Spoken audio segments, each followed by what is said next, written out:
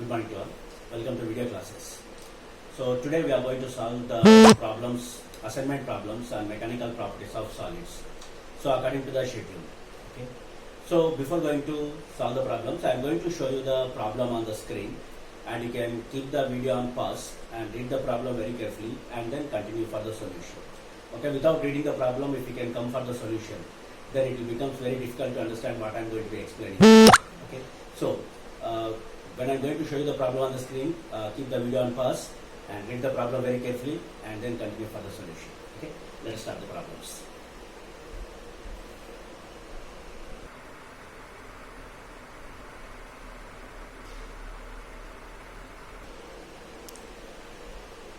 Welcome back, students. I hope all of you read the problem. So in the problem is saying that the length will becomes double, then how much force will be required is asking. So in the problem, the area of cross section will be given to us. So what is the actual formula here? X modulus y is equals to F into L by A into E, or delta L you can say. So in the problem is asking the force. Force F is equals to, what happens, it becomes y into A into E by L. This E by L is going to be cancelled because how much elongation they are saying, the length will becomes double. So L1 is equals to L we have to take, and L2 is equals to 2L we have to take. Then what is the E value will be L. So that means here E is equals to L. That's why these two terms are going to be cancelled here. And directly we are going to substitute F is equals to Y into A. Okay, F is equals to Y into A. So in the problem, both the values are given to you. Young's modulus is given 10 to the power of 12 dyne per centimeter square and 0.5 centimeter square. So all the values are given in SI units only. CGS units only they are given. So directly substitute the values. So F is equals to, it will be 10 to the power of 12 into it is 0.5. So 0.5 centimeter square. So what the value will be? F is equals to 0.5 into 10 to the power of 12. It will be newtons. This much force will be required here. So which option is correct? The fourth option is correct. 0.5 into 10 to the power of 12 dynes. All the values are given in CGS units. That's why the final answer also is given in CGS units. In case if the final answer is given in SI units, then we need to convert all these values into SI units. But here the 0.5 into 10 to the power of 12 units. Okay, let's go for next problem.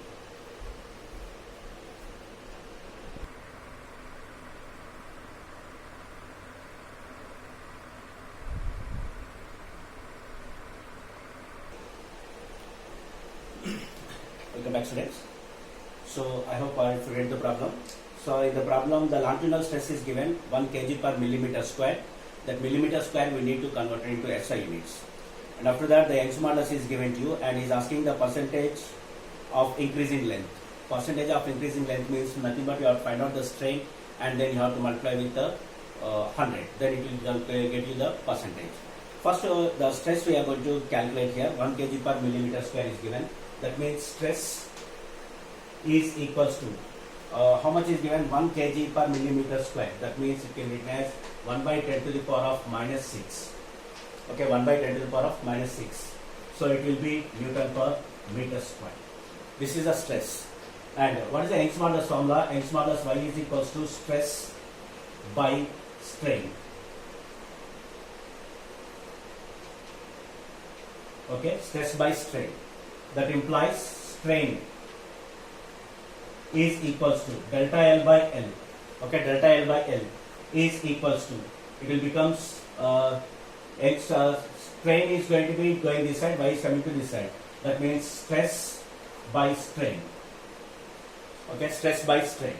And this is 1 by 10 power minus 6 means it can be written as 10 power plus 6 Newton per meter square you can write, because 10 power minus 6 is going to numerator.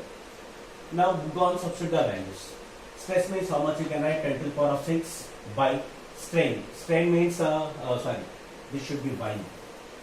This should be Y, because strain is going to this side, Y is coming to denominator. So stress by Y. Stress by Y. Young's modulus is given. How much is given? 10 power 11. Okay. The Young's modulus is given 10 power 11. Now 10 power 11 is going to numerator. It will becomes minus 11. So that implies delta L by L is equals to 10 to the power of 6 into 10 to the power of minus 11, 10 to the power of minus 5.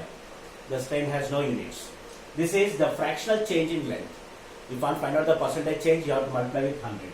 Then delta L by L into 100 is equals to 10 to the power of minus 5 into 100. That is equals to 10 power minus 3. 10 power minus 3 means it can be written as delta L is equals to 0.001. This is the percentage we are going to take it. So the change in length will be 0.001 percentage. So which option is correct? The option second option is correct for this. Okay. So this is the percentage change in length. Nothing but straight will be multiplied with 100. Okay. Let's go for next problem.